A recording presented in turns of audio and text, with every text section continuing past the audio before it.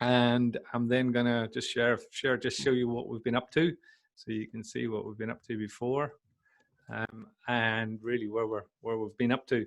So yeah, presentology we call it. There are 6 different sections to it, and really we've come through about, this is our 7th week. So we've done 6 weeks so far of focusing in on the different elements of presenting. Now, we spent a couple of weeks on slides, and we have a bonus week next week. So I was thinking I'll give you a choice later what you want to focus in on, if it's slides or if you want to focus in on anything else. So I'm going to try and touch on different elements as we go through. But in the next sort of 45 minutes to 50 minutes, I really want to go through public speaking. So looking at, you know, handling the fear of public speaking, then working on making your voice as clear as possible. Maybe talking a little bit about accents and how you can minimize those, then looking at body language, how do we use body language, but also how do we do it virtually, because that can be a trouble, can't it? Because we're not in the room with each other, so that can be difficult. So normal rules apply.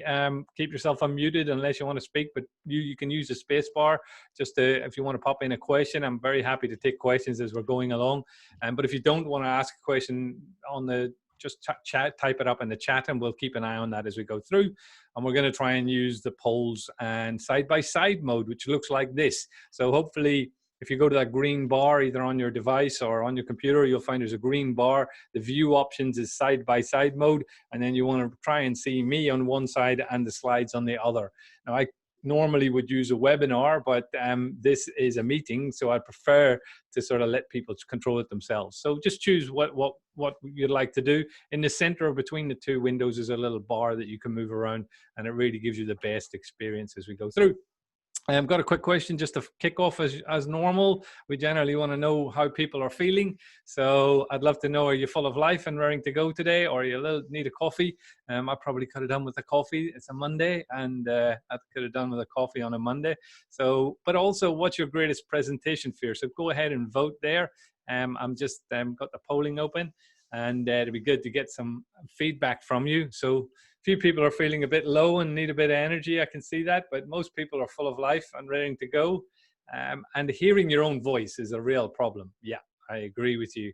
And we'll talk a little bit about that. I'm going to give you some really useful tools to work on your voice and how to improve your voice and the quality of your voice. And also, you know, get rid of those commonly used ums and ahs, that kind of stuff as we go through. And we'll definitely try and help that as we go through. Somebody's got a quick question. So I'm a lady, but I sound like a man. Okay, that's very honest of you. Thanks, Alice. We will definitely try and help with that. And, you know, in terms of making your voice, you know, in terms of tone and pitch, and we're going to be looking at those skills as we go through. So there are the results. Most people are full of life and raring to go. That's great. Some people are afraid of the technical, and I get that that's a real problem, that the technical issues, and we'll try to cover some of those if you've got any questions. But yeah, your voice is a problem, you know, kind of getting the voice right, but also fearing the audience. Are they going to laugh at you? So we'll try to help as we go through, for sure, as we go through this session today. So thank you.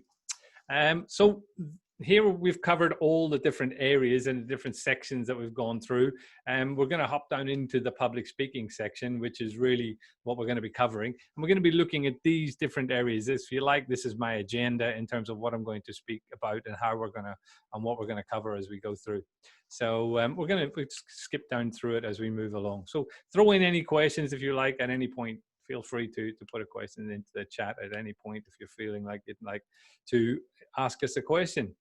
So first and foremost, you know, presenting is a learned skill, and better presenters move faster through organization. So if you're trying to kind of pitch a deal, or you're trying to pitch an idea to people, then, you know, this, what I'm doing now is part of it. Standing up, engaging, you know, maybe sitting in a coffee shop, it could be, maybe not standing up in front of a room full of people, but certainly on Zoom, certainly getting connected with people is one of the key things. And it is a learned skill. Sure, there are more people who are sometimes more charismatic than other people, but, you know, and there are people with maybe better voices or a clearer accent. but actually doing what I'm doing now is a set of skills that you can learn. And hopefully in this session, we're going to unpackage that and look at it. Because, you know, if you look at any management or anyone working with you, they're going to want you to put a tick in this box. You may be, you know, have all the capability, but can you actually get it across? And that's an important thing and an important skill to work on in terms of getting things across. Now, what do you think most people handle as a fear in terms of what do you think people kind of imagine in their minds when they look at an audience, or they think of an audience out in front of them? Well, I would suggest it's possibly something like this, and it goes with a scream as well, because, you know, the fear of public speaking is something that's very common in the world wherever you go. And people, you know, sit there looking at an audience and maybe this is what they see in their mind.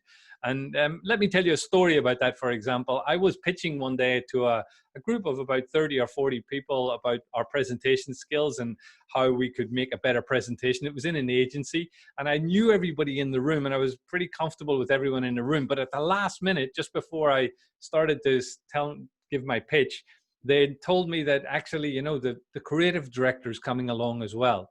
And also the fact that he was a creative director, but that wasn't really what scared me, because I'm pretty comfortable around creative directors. What really scared me was the glasses he was wearing. He walked into the room and he was wearing a pair of yellow tinted glasses.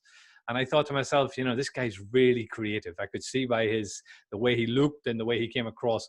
And I immediately felt like the fear welling up inside me, almost like a knot in my stomach.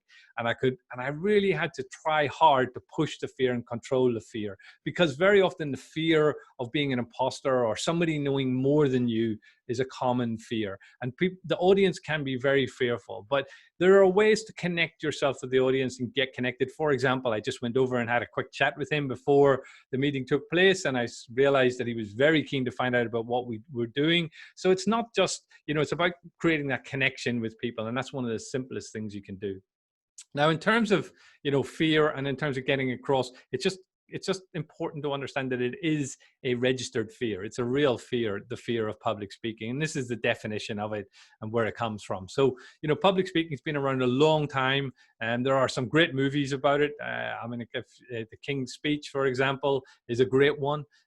So, you know, there are some great and awesome sort of speeches and also learning that you can do. And I'm going to try and unpack some of that and give it to you today as we go through it, and get rid of that glossophobia if you've got it, you know, and we'll try and take you through it.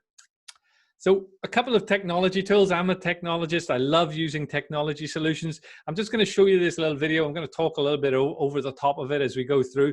One of the best ways to get rid of your fear of doing anything is to immerse yourself into it.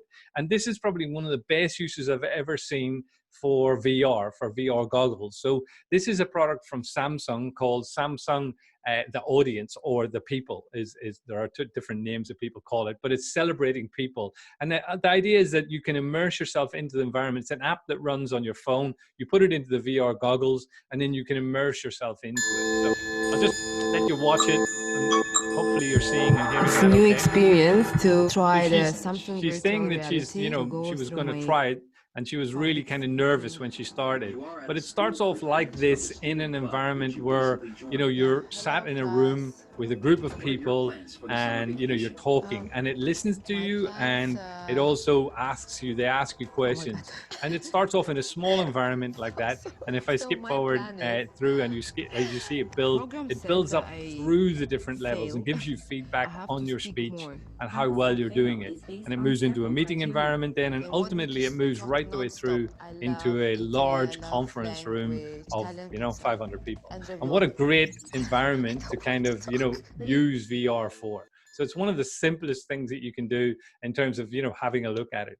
Now, if you think about fear generally and the fear of public speaking, where do you think it fits in the top 10 fear?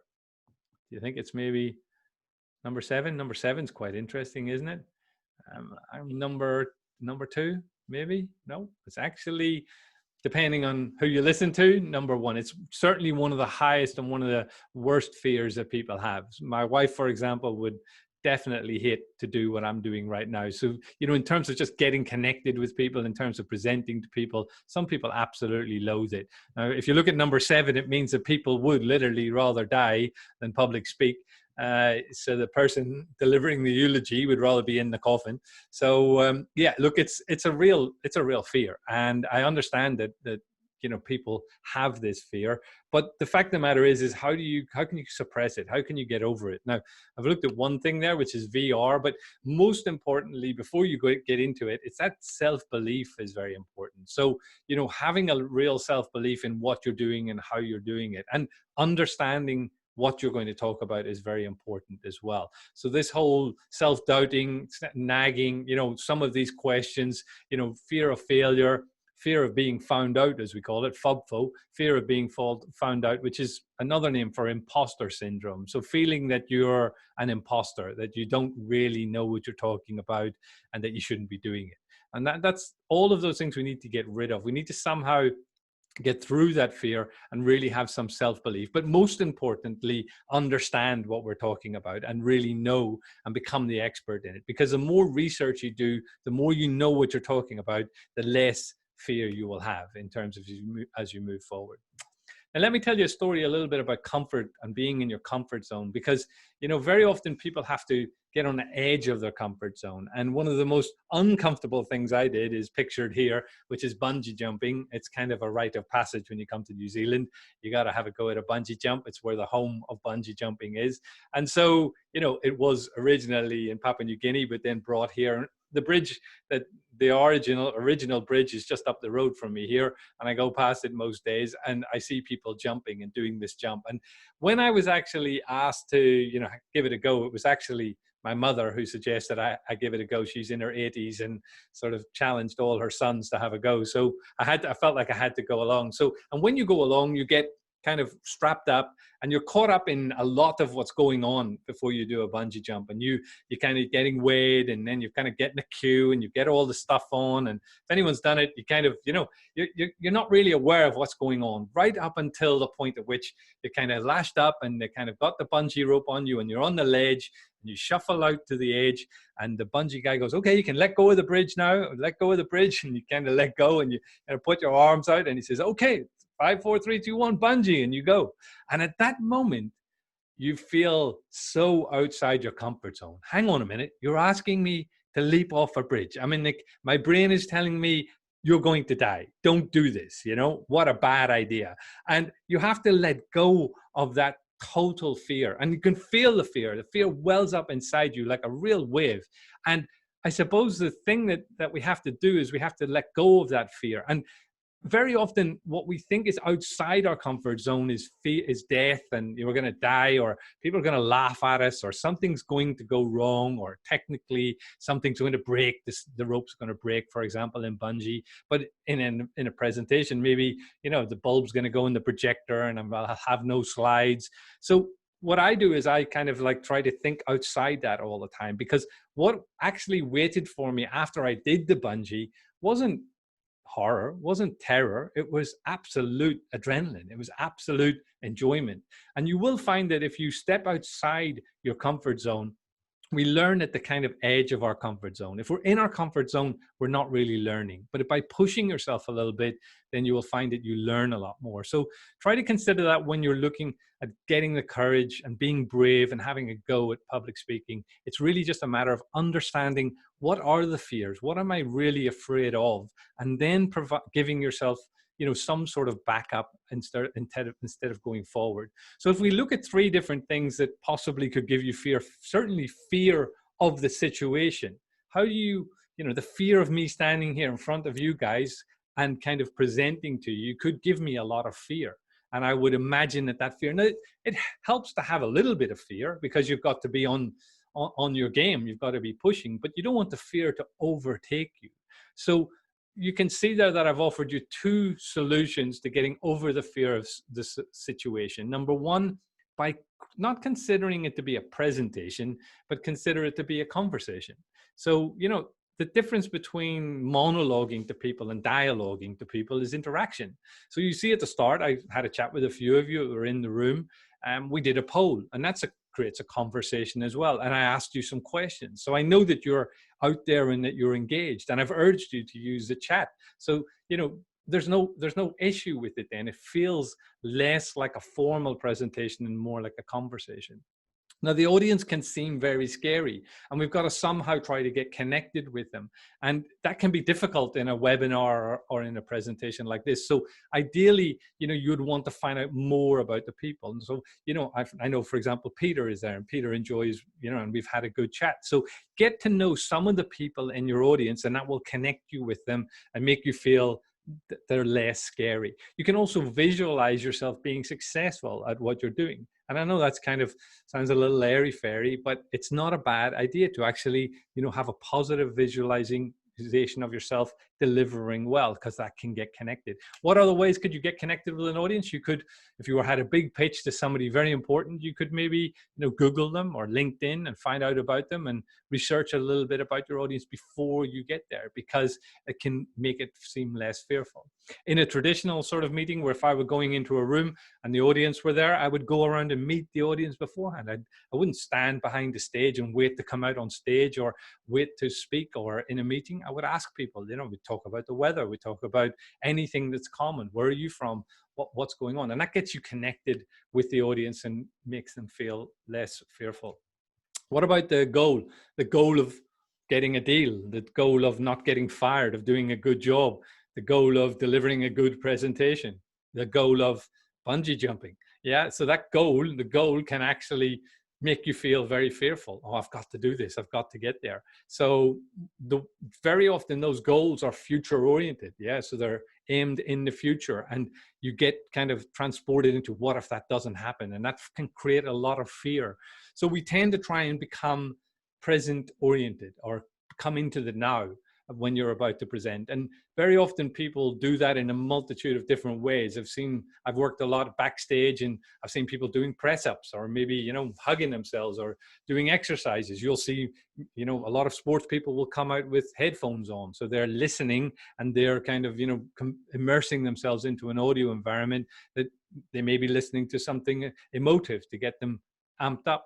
So quite often we will use, when we're presenting, we'll move into presenter mode, which is not just our physiology, but also our voice, and we'll work on our voice. And there's a couple of different ways we do that. We'll look at it as we go forward, because fundamentally, if you've got a clear voice, if you think about it, the human voice as it is the kind of instrument we all play. Yeah, it can start a war, or I can say I love you. So, how do we use it, and how do we use it well? Very often people use their voice, but they don't think about having a presenter voice. And a presenter voice is a different voice to your normal voice. Now, quite often people don't like their voice at all. Yeah, they don't actually like to hear their voice. Why don't we like to hear our voices? I had to think about that, and I came up with a couple of suggestions and a couple of interesting ideas around that. And the idea came from the fact that I was training to swim, and I was swimming, and they gave me a device that allowed the coach to speak to me. And it wasn't something that went in your ear, which I thought was weird. It was a snorkel. So I was using a snorkel, and I bit on the snorkel, and I could breathe, and I could concentrate on my stroke, but also they could talk to me. And I thought, that's strange. How can you bite on something and hear? And then I realized, of course, that your ears are connected to your jaw, and you can hear through your bone induction that goes through your jaw. And that's one of the reasons why the voice that I hear now is not the same voice that I hear when it comes back around. If I record myself and listen to myself, that's why we don't like our voices. Now, one of the reasons, it sounds alien to us. We don't recognize ourselves. So really being aware that your voice is something you need to get comfortable with, and you need to work on. I mean, my basic voice from Northern Ireland is very, very hard. It has hard R's in it. And if I started to speak in my normal Belfast accent, that is the way we talk. And it is very up and down like that. And it can even get harder, and it's very, very hard. We shall never sacrifice the blue skies of Ulster for the grey mists of an Irish Republic. We've often been told that we're too hard, that the Northern Irish have a hard accent. And that can sound a bit aggressive and a bit hard, but that's my normal accent. If I went home and was talking to my friends in, downtown, I would start talking that way. So my accent changed. And what happened to me is I went to the Middle East, and I started to work in the Middle East, and I met hundreds of nationalities over the 20 years I was there. And I did, hours of presenting, and I quickly realized that people thought I was either Scottish or they had no idea what I was saying sometimes. So I had to flatten my accent. I had to make it didn't have to lose my accent, but I had to make it more understandable. Instead of speaking like an awfully English voice, I didn't also want to be very, very hard American. So I had to be somewhere in the middle, like, I don't know, mid-Atlantic accent is probably, trying to speak with so that people understand you. So before we get on to looking at accents and some of the characteristics of the voice, I'd like to get you to warm up your voice. And this is something we typically do as presenters before we get on stage. You'll see this in backstage at theaters. You'll see it in different places. People are getting ready. Now, the first and foremost thing to do is to have some oxygen. Now, to get some oxygen into your body, you need to push your diaphragm down. So ideally, as a presenter, if you're presenting, you're not sitting down, because you want to open up your diaphragm to get the maximum amount of oxygen in. And normally we would take a big breath in, so a full 360 breath, all the way in and all the way out. That's getting oxygen as much as possible into our body. We would then exercise our lips. Now, I'm going to show you 6 techniques that actors use, but you don't have to use these, but you can find your own. I'll suggest some other solutions for you, but the basic one is ba, ba, ba, ba. So I'm getting my lips ready now. Ba, ba, ba, ba. And then I'm trying a motorboat. And I'm kind of motorboating my, like a kid would doing with our lips. Then I'm going to get my tongue ready. Big muscle in your jaw, yeah? A big muscle that aids tremendously with projection, etc. And I'm going to get my tongue ready with la, la, la, la, la. Now, I'm not suggesting you do this, backstage with everybody watching you or anybody else seeing you, but on the way to a venue, or if you could practice in the bathroom or something, if you're getting ready, if you're going somewhere and you're about to go on, then you can get these. The other thing you can do with your tongue is to sort of roll your tongue, like in Spanish, or like is a very good way to get your tongue alive and to bring your tongue alive. There's only one you can do. The experts call this the seesaw or the siren. It starts a bit like a seesaw. It starts with wee and goes to aw. So it's wee, aw. So I'm using the whole breadth of the higher noises, the tone and the pitch, and I'm changing it throughout the whole. So if you're ever stuck for some speech exercises, those are some of the most basic ones that we see. So thanks, Stephen. I'm glad you like an Irish accent. That's good. Some people absolutely love an Irish accent, as I can profess to some of my older girlfriends who wanted me to say certain things. So an interesting voice, these are the 5 characteristics. And I'd love to give you some techniques to work and improve your voice to try and make it more understandable as we go through. So the first one is tone. So this is my high voice. If I spend my entire time today talking to you in my high voice, then it's probably going to get a little bit annoying for you as we go through this session. Now, this is my low voice, okay? So my low voice tends, and especially if I come in closer to the microphone, this is my lower voice. So we vote for politicians with lower voices, okay? So we're looking for a voice that's like chocolate, like warm. It sort of wraps around the audience. We don't want it to be too shrill, and we don't want it to be too Pavarotti either. We don't want to be too low, but we want to be somewhere in between. And generally, we don't want too high a voice, because too high a voice can come across as being shrill or shrieking or being hard for people to hear. So try to get your voices down an octave or 2. So there's a few half Irish out there. Thank you for the comments. Cool. So that's the tone of your voice. Really important way of getting your voice not too high, but not too low. Try to get it somewhere in the middle. Okay. Next up, we're going to look at pitch. Now, here's an interesting sentence that I'm told by speech therapists is a very good way of putting the emphasis on different words. So if you count here, there are 7 words in the sentence, but there are 6 different meanings depending on where I put the pitch. So for example, you wake up in the hospital, something happened, you don't know what happened, but the doctor walks in and you can't remember a thing that's going on. And you look at the doctor as they walk into the room. Which of these 2 things do you want the doctor to say to you? Number 1, I'm afraid I have some bad news, Johnny. Or, I'm afraid I have some bad news.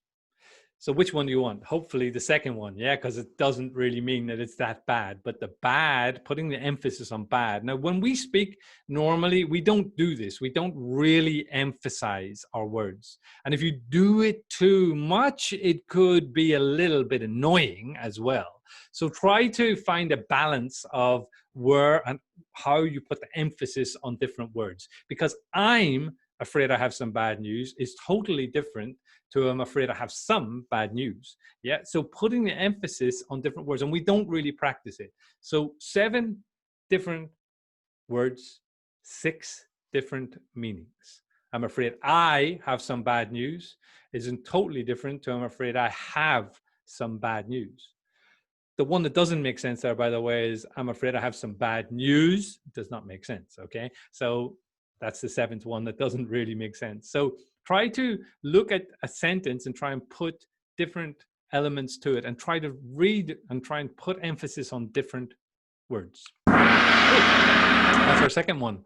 Our next one is prosody. Yeah, now I love prosody. Prosody is a sing-song nature of language. It's a sing-song nature of reading, of putting emphasis on words. So we've done the pitch and we've done the tone. Now we're going to start, making it more interesting. Now, if you ask a kid to come up to a stage and present something, they will generally do this. They will put their hands down by their sides and they will say, my name is John Quinn and I go to Shotover Primary School and this is my dad and he made me stand up here and talk. And that is a normal kid robotic way. It's almost a monotone, yeah? It's in a monotonous way, which is the origin of monotony, yeah, and boredom. So monotone, we don't want to be monotone, we want to be interesting. Now, if we do it too much, then again, it can become way too much and we start to become very actorish. But we need to find the level that makes things more interesting. The more that you can use a little bit of prosody in your speech, the more that people will find it interesting. You have to use it appropriately. If you were inappropriate with it, then it would maybe not land. But you've got to find the mix of these different techniques and the different elements in your voice to make them more interesting. Cool, number 3. So moving on, of course, we have volume. Now, I'm a Toastmaster and I've been accused recently of being a little bit too loud sometimes. And I get that that can be a problem, but I would rather be too loud than I would be too quiet. Because if I don't project my voice and I just speak the way I normally speak when I'm speaking to my friends or anyone, then this is how it sounds when I don't project my voice. And were I to spend this entire session talking to you this way, then I don't know, I'm feeling bored already and it would get boring. And I'm actually keeping my mouth quite closed as well. I'm not actually really opening my mouth. And I'm sure some of you are having difficulty hearing me.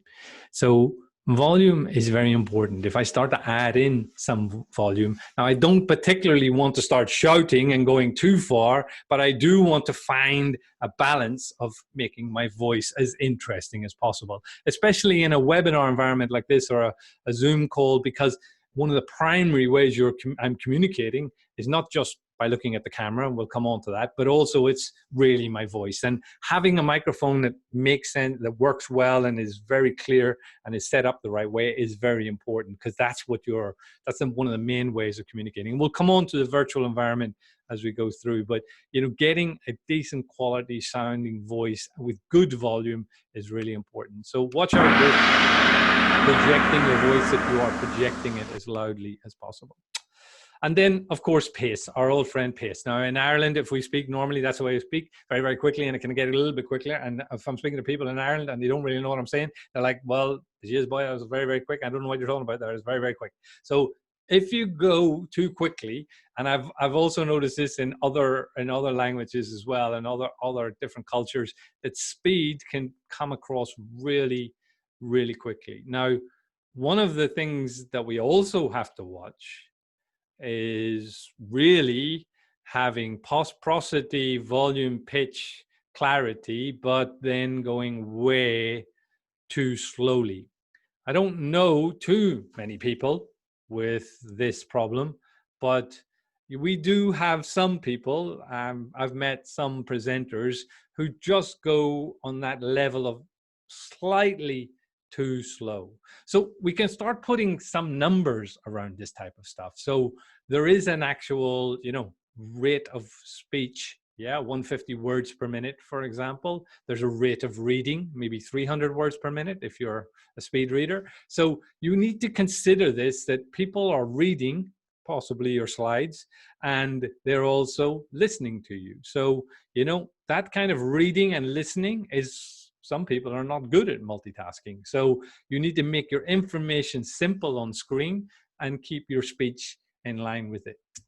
Look, I have a message from my mother about all this stuff, and it's a little bit around sort of public speaking generally. She spoke quite a few times, and I picked up some of these tips from her, but the one that I found was most enjoyable was really around your comfort zone. So when it feels like it's just too slow for you, it's perfectly right for the audience. When it feels like it's just too loud for you, it's perfectly right for the audience. So it's all hinges around that comfort zone. If you're on the edge of your comfort zone, then you're absolutely nailing it for the audience. If you're too much in your comfort zone, then it's likely you're not doing as good a job as you could do. So that's pace. And the last one. How do we bring it all together? Well, with Peter Piper picked a peck of pickled peppers. Yeah, an absolutely wonderful way to work your mouth, your lips, and also put the emphasis on different areas. What is your favorite tongue twister? Yeah, so it's just a case of kind of looking at, thanks Marcel, no problem at all. So it's just a case of looking at the different tongue twisters. So here's my favorite one, which if you say it wrong, you say a naughty word. So repeat after me, give it a go if you like. You can have your mic unmuted, no one's going to hear you. I slit a sheet I slit, and on that slitted sheet I sit. Yeah. Now, if you say the naughty word, you're not pronouncing it correctly. So try to just use language to really help you. Whatever it may be, a tongue twister is a wonderful way of getting yourself into presenter mode. So if I was off, as I was this week, I was back out in the world presenting to a bunch of students at the high school here. And before I got there in the car, on the way there, I had it nice and warm. By the way, we don't really like to drink really cold drinks because they tend to shrink our vocal cords. So nice and warm, keep yourself nice and warm and practice. Peter Piper picked a peck of pickled peppers, getting ready with your voice as you get there. Whatever your tongue twister is, use it. It's a great way to switch your mind into presenter mode and to get ready to actually present to people. Now, hopefully and thankfully, there's some technology. Let me just show you these two guys. These two guys are based over in California, and they built an app that will help you with this, yeah? And they're giving it away free of charge. They're starting to charge for it, but it's still quite free. A lot of the services are free. So and let me just mute this so you're not bombarded with sound, but you can have a look at what the video is. So Ori is a speech coach, and it's free, and it runs on your phone. When you download and install it, it will listen to your voice, and it will transcribe your voice, and then it will give you some feedback on pace, pitch, volume, clarity, and it will tell you how good it is and where your vocal variations are. And it will also find the ums and the ahs and the frequently used words, and that you're using good language as well. So there are two young guys who created this. It's called Ori app, and there's a couple of others. There's Ummo, and there's a couple of others. So what I think, or so something is another one. So there's 3 or 4 of them out there, and they're free to download and to give it a go and to test it. If you like it, you can sign up. They've got courses on there that you can sign up for as well. But it also transcribes your voice as well, so you get the actual text of it. And I totally recommend it if you're serious about this, and if you want to practice, it'll just give you some metrics and some feedback. Now, also coming and built into PowerPoint is Presenter Coach. So built into PowerPoint will be a coach that will advise you around the same things. It'll give you metrics and feedback as you move through. So that's the voice. We talked about a little bit about handling the fear. We then talked about the voice, which is really critical. And if you want my favorite speech around the voice, just have a look at Julian Treasure's presentation on TED. Yeah, Julian Treasure, absolutely wonderful vocal coach, and he really covers a lot of these similar sort of elements that I've gone through. Now we're going to come on in the next little while and look at body language. Yeah. So the body language is made up of a whole range of different things. And I've also got this area I can work in because I'm on camera, don't I? So how do we kind of get our message across? Well, first and foremost, we need to look like our tribe.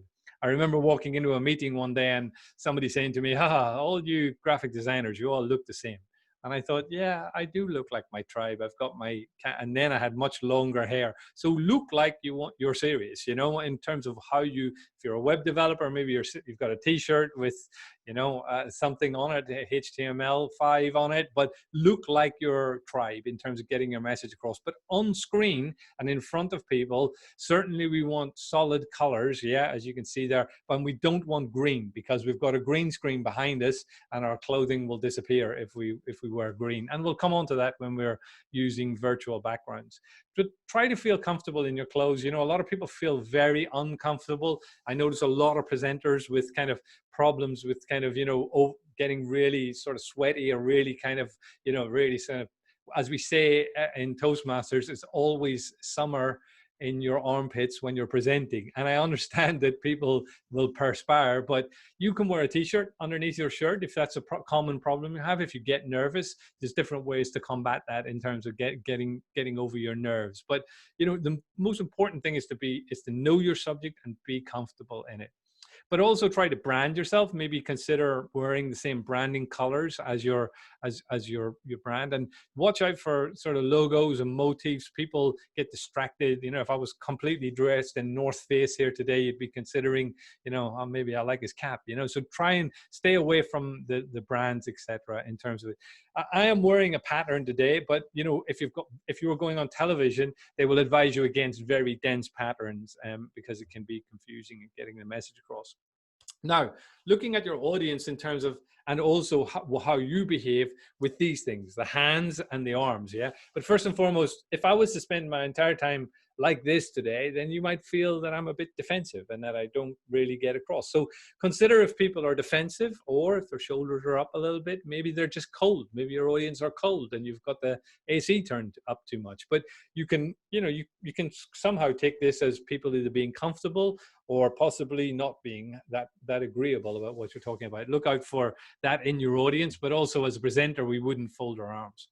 With our hands, we want to try and give information to our audience. We want to try and bring them up and try and get them up. We don't want them above the chin, really, ideally. So watch out with glasses, adjusting glasses or covering your mouth, because that whole covering your mouth is really not a good idea. And you don't want your hands in front of your eyes. So below the chin and sort of in chest area is really. And what can you do with them? Well, they can sort of feel a bit weird, and we get some weirdisms like this, the worrier. Maybe somebody doing something like this would be weird, or ringing. These are all weirdisms that we don't want to do. Maybe if somebody asked me a question, I might do this, which would be the professor, and I'd be thinking about what you're asking me. So, you know, that can be used. Be careful. So we wouldn't point, we wouldn't do any kind of weird hand motions. So you want to try and add an impact with your presentation and try and give information to people with your hands. And that's one of the key things that we want to do. If you're not sure what to do with them then try and bring them back here. And if you're standing in front of people, you don't want your hands stuck down by your sides either. So you want them up and animated and using them a little bit. You'll notice that on television that more and more presenters are starting to do stuff like that when they're getting it across. Now, the eyes are the windows to the soul, and it's really important and most important that we connect visually. Hopefully you guys are out there, you're looking at me and I'm looking directly at you. And I've learned to look directly at this camera, because if I don't look at my camera and I look down here at where somebody is, I'm completely breaking my eye contact with you. And I actually find it quite hard to do this now. Whereas before, when I started this, it seemed strange to look at the camera, but I know you're on the other side of that camera. So I'm really focused on getting my message across there. I'm also obviously have to wear glasses, so I have to be careful with the light in terms of getting it across. So you really need to look at your audience when you're communicating. And this is one of the core issues we see with people presenting on Zoom or on Skype or WebEx or any of the formats. You must look at the camera. If you don't look at the camera, you're not looking your audience in the eye and you're really not communicating with them. So communication is really important. The mouth, what can we do with the mouth? Well, if you've got bad teeth, you need to get them fixed, because we want to see your teeth. Why? Because we want you to smile. We want you to have fun. One of the simplest things you can do with your mouth is to smile and enjoy yourself in front of people. If you look like you're having a bad time, then the audience are also going to be having a bad time. So if try to smile and try to get engaged and try to get your message across. That's the simplest thing you can do. But just watch humor generally as you go forward. So looking at the delivery, at where we deliver things, these are some common room formats in terms of if you're in a live environment. But, you know, so you got cabaret, you got theater, U-shape in a training environment or a classroom environment. And there are some other ones. Fishbone, for example, is people staggered. And there are different formats, a campfire, different names and different formats. But a lot of our meetings now are online. So I want to show you where I am now, and I would like to show you exactly how I'm set up so that you get comfortable with it and you understand. So this is my messy setup. You can see it behind me here. I've got my son's duvet, which I'm waiting for a green screen to come, but it's just a green piece of fabric is what you need. And this is an old duvet, which I eventually will replace. But notice that I've got a really decent quality microphone, and I'm connected by cable to my router, which is one of the most important things because we want the experience to be as good as possible. And really Wi-Fi is not good enough. So you want to try and make it as easy as possible to get that across. I've got a nice big box light in front of me here. If you can, the lighting is really important because it needs to light the background as well. And most importantly, I have a high definition webcam. So using a webcam with a 1080p or a high definition is really important because the quality will be better at the other end. You want to try and, if you don't have a green screen, try and use a neutral background. Don't have too much information in it because it can be confusing. Most people seem to be going for books and plants, which are kind of the cliches at the moment in terms of how you get things connected. So try to watch out for that. Right, so there's a really good point. So the desk that you're looking at in the picture here, somebody was asking that people are noticing that I'm standing up. Yeah, my attitude on standing up is that you have to stand up because I'm not saying it's even an option, because if you're sitting down, your diaphragm's compressed, your whole physiology is different. If you're going to you need to get standing up. So maybe you get your laptop up on some books or some boxes. I'm lucky enough here to have an electric desk. That's a desk that motorizes up and down. So I can move the desk up and down. So I can very quickly go back to working normally. And then when I want to present, I'll stand up. And it also, I like working standing up as well. But fundamentally, presenting is standing up. It's not really sitting down. It's hard to present sitting down. It's exhausting. You're compressing yourself. It's really quite tough. So yeah, you've got to be careful. So yeah, watch out for that. So I absolutely recommend it. There are different stand-up, cheaper ways to do stand-up. You don't have to buy a stand-up desk or an electric desk. Just simply, I see people with boxes stacking things up and moving things around. So absolutely, I totally recommend that. Oh yeah, and then virtual backgrounds. Well, I wanted to show you my virtual background. So probably the best way to do that is to stop and show you some real virtual backgrounds. So here I am. In Zoom, I can spotlight my video. So now I'm the largest video. So you just highlight the Zoom and then say spotlight. And I'd like to show you some of the backgrounds that I've got going on here. So this is just an ordinary background. You notice here that I've got my my QR code, which you can scan, and if you want, just grab your phone and hover over it. You can get different information. But because we're in New Zealand, we may want, a couple of buddies here with me as well. You know what I mean? So, there's no reason why you can't use, whatever you want. Here's my Toastmasters background if I'm in Toastmasters, and this is actually where I am, in Queenstown. This is the sort of areas. But notice here, I've also put a kind of halo, a little kind of circle that I can be in, and my logo. But the text over here is probably a little bit hard to read, this text. So you need to kind of, watch out for the font size. By the way, how do you make these backgrounds? You just make them in PowerPoint. Go into PowerPoint and bring in a picture or put things on top of one another and then make them. And, were I to introduce you to where I live, then maybe I could show you where I actually am based. But you can then start to play maybe with adding in a little bit of video as well. So you could also then maybe find a video and you could add in a piece of video if you wanted to. So there are different ways of doing that as well.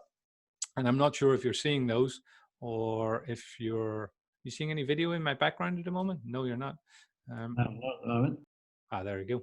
So here's my kids. We were happened to be in the pool in Dubai one day. So what a great way to introduce your kids. You know what I mean? What a great way to, so that's playing a video in the background. And you do this in Zoom by going to virtual background. It's actually just on the up arrow next to your video. If you look at stop video, down in the bottom right, you've got a little up arrow. If you've got, this is by the way, if you've got Zoom Pro, then you've got the ability to add in virtual backgrounds. Now, you can put in, you know, just a fun video, but you could also put in some of your work. So here's some healthcare presentations that we've made. I don't know, you seeing those back to front now?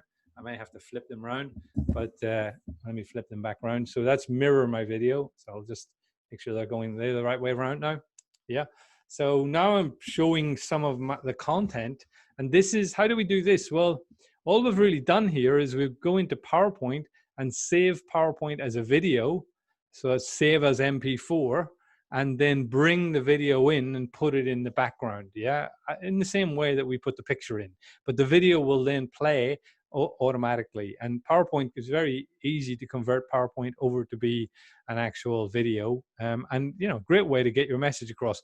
Can you, quite a question that people ask me is, can you control, you know, how the video moves forward? No, it just moves directly forward. So you would need to time the video. You can't change the timing, so you can have something last longer. So you would need to maybe say, okay, 10 seconds or 20 seconds to this slide if you were doing a pitch. But very nice way, I think, almost better than sharing your screen, because now I'm actually, you know, with the content on the screen with me.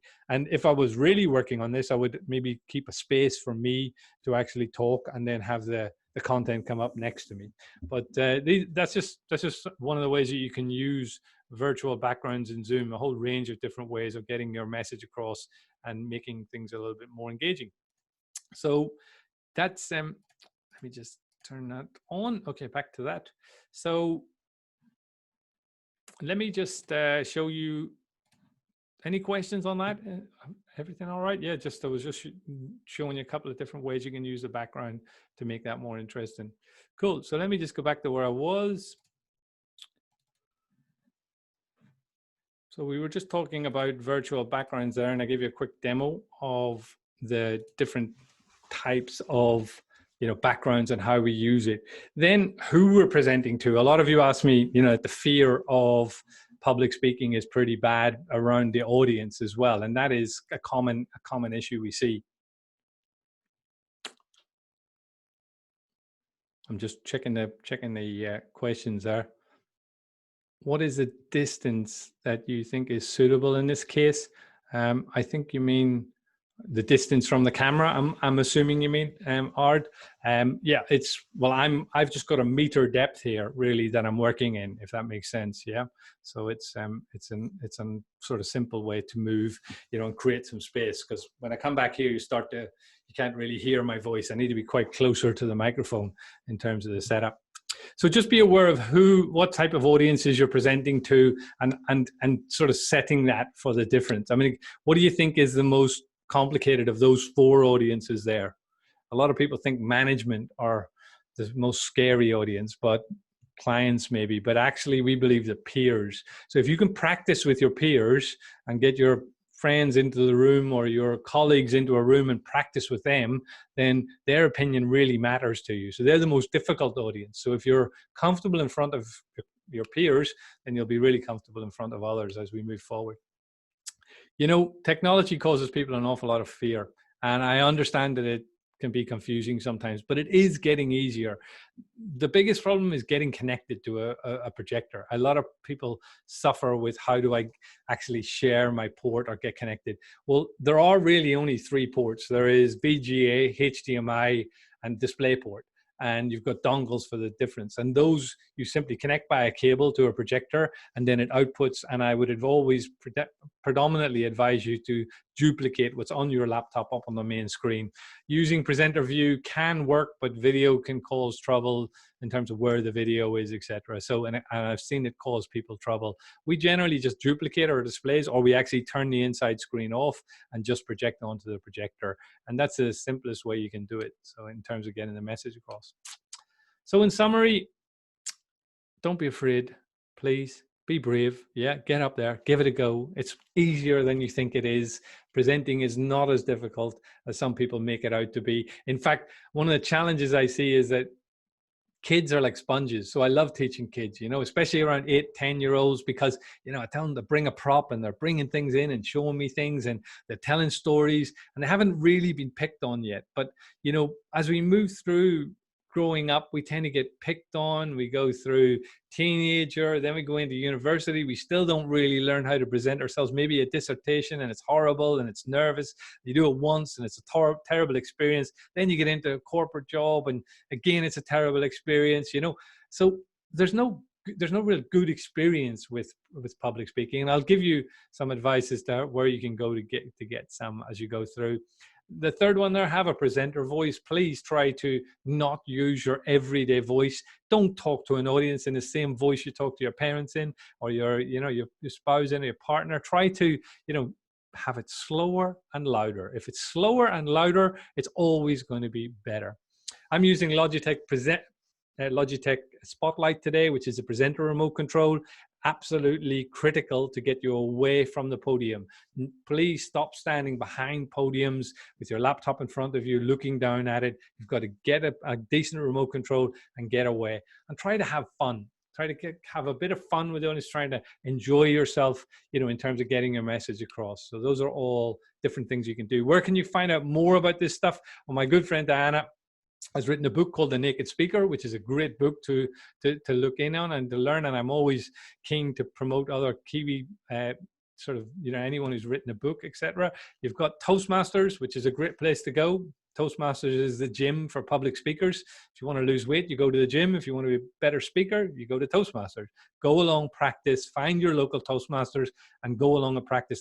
Or come and join ours, because we have Zoom and we use Zoom every week. And we're 15 of us based here in Queenstown. We love having people Zoom in and join us and come along and meet us. And obviously on our website, we've got a whole range of different information around our blog, etc.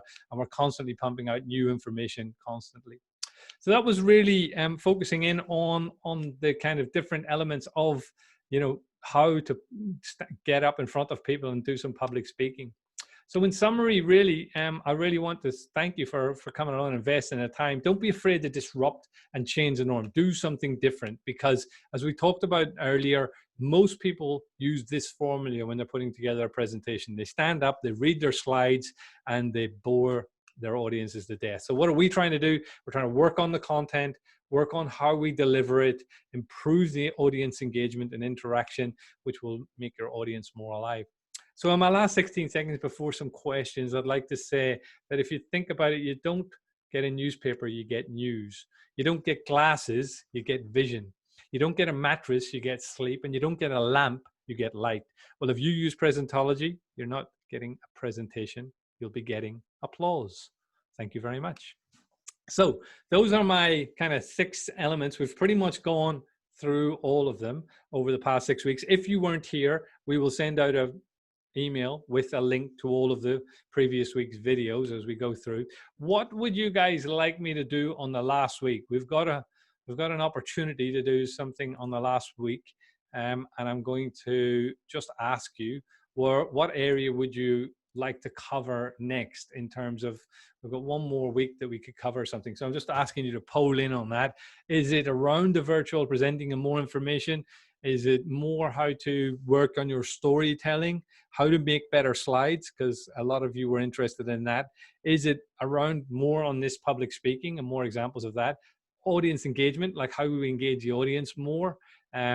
What are the common mistakes that people make, which we covered before, or is it something completely different? And we can try and focus in on that.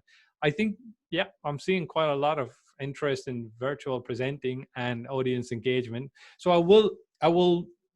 I definitely have got a response from you guys. I'm going to ask generally as well. There's about 200 of us who have been through this course. So I'm going to ask people what they would like more information on. But you guys have certainly, let me just in the polling, and thank you for everyone who voted. Share the results with you guys. Would like to know more about how to create audience engagement, and I have a whole range of different ways of doing that, such as apps and different ways of getting connected, and we could maybe play with some of those. You know, I could show you some live demos of Poll Everywhere example of how you put a poll together. But there's a few other questions here just coming through. Let me just pop those up and see what see if you've got any others. So feel free to fill them in. So how to tell if the audience is bored?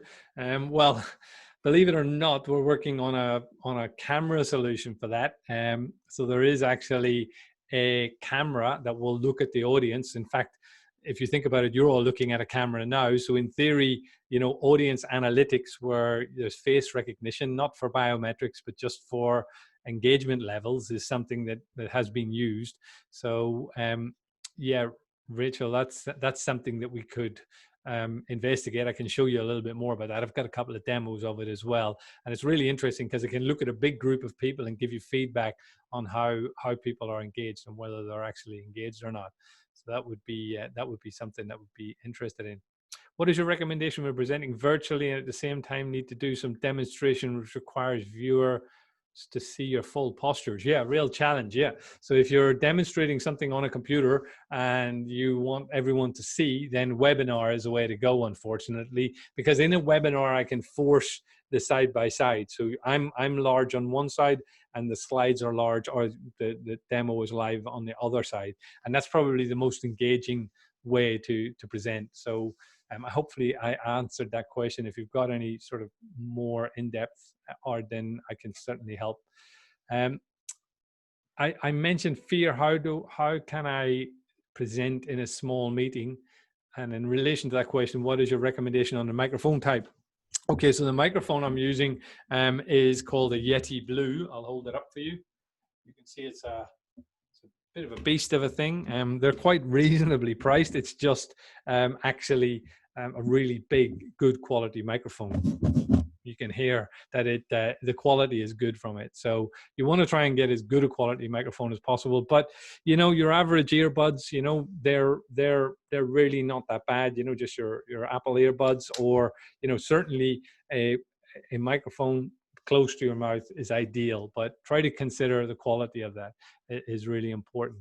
And presenting in small meetings, yeah, I mean, there's no reason why presenting can't be something that you do in large and also in small meetings. It's not just limited to, you know, to the very large meeting. Presenting is something we do. I present to my kids every night at dinner table about why they can't get another app or download another movie. That's a presentation, pretty tough one, believe me, as well. So it's just a case of working through it.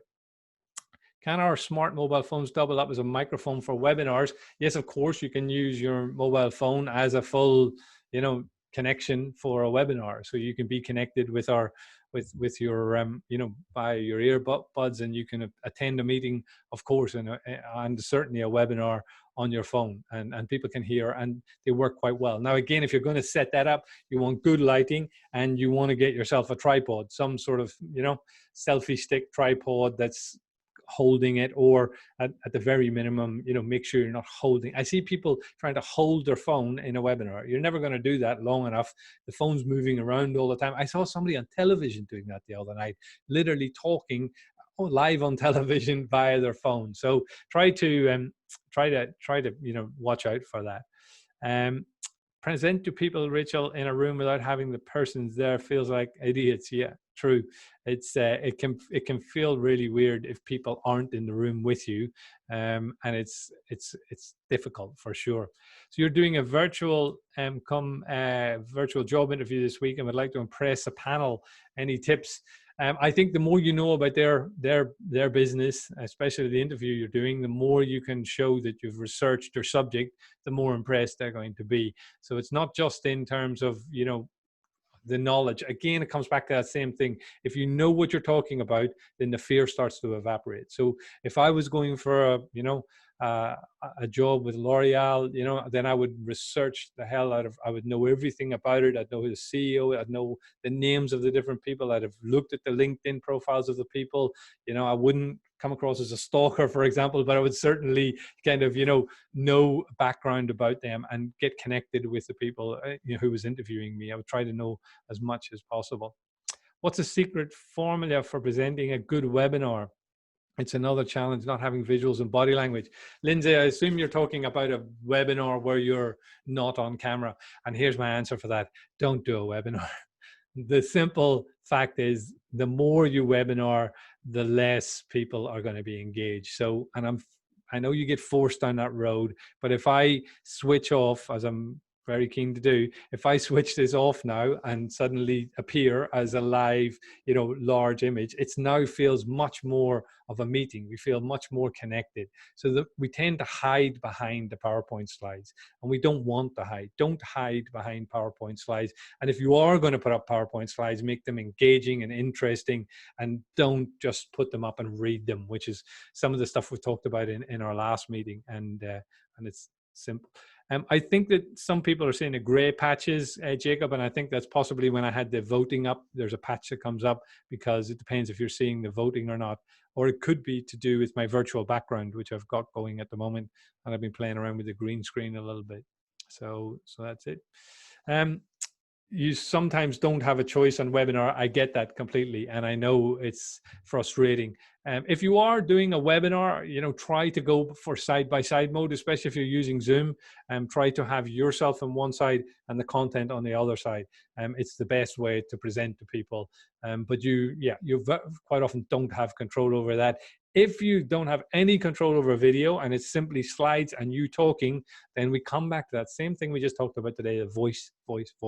Try to get your voice as interesting as possible. Use all of those 5 characteristics.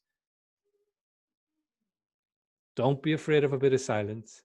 Don't be afraid to pause. Don't be afraid to use all of the skills that you've got to really create interest. If you want to learn how to do that, then there's a great TED Talk called How to Sound Smart in Your Town, TED Talk. It's a wonderful hour. It's hilarious. And he goes through all the different techniques. It's not an hour, it's 25 minutes. And he goes through all the different techniques of sounding smart. He even takes his glasses off at one point and says, look, I'm wearing these glasses just to look smart. I don't even wear glasses. So he was just wearing frames. And it's a classic TED Talk called How to Sound Smart in Your TED Talk. And he spends 25 minutes talking about nothing. I have nothing for you today. I had nothing at the start. I have nothing now. But we're going to make it really interesting. Okay. And he just continually talks about nothing. It's very clever, from New York, about 2013.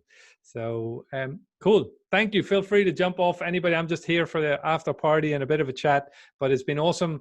And we got one more week before we kind of look at what we're going to do next. But next week, I think I'm going to freewheel and do a few different things, and so I'll send out an email. Watch out for an email, but I'm still gonna have a chat with anybody if there's any other questions. I will, of course, send a link in an email to all the past webinars as we go through. Thank you, Rachel. I'll come back to that. Yeah, so, and I can imagine that's frustrating. Yeah, and I'll make sure you all get content as we go through. So that is it from New Zealand, Chile, New Zealand. You're all invited anytime. Come and see us in Queenstown. We'd love to see you sometime, and anytime, and come skiing. But thank you for coming along today again, and the continued support, and we'll keep sending the message out there. So keep well, and thank you. Have a great week, all of you. See you, Peter. See you, Sue. Thank you. Thanks. See ya. Good night. Good night. Bye, everyone. Thank you, Jenny. Good night. Good night, guys. See you later. Thank you, Jenny. All right. Bye. Bye.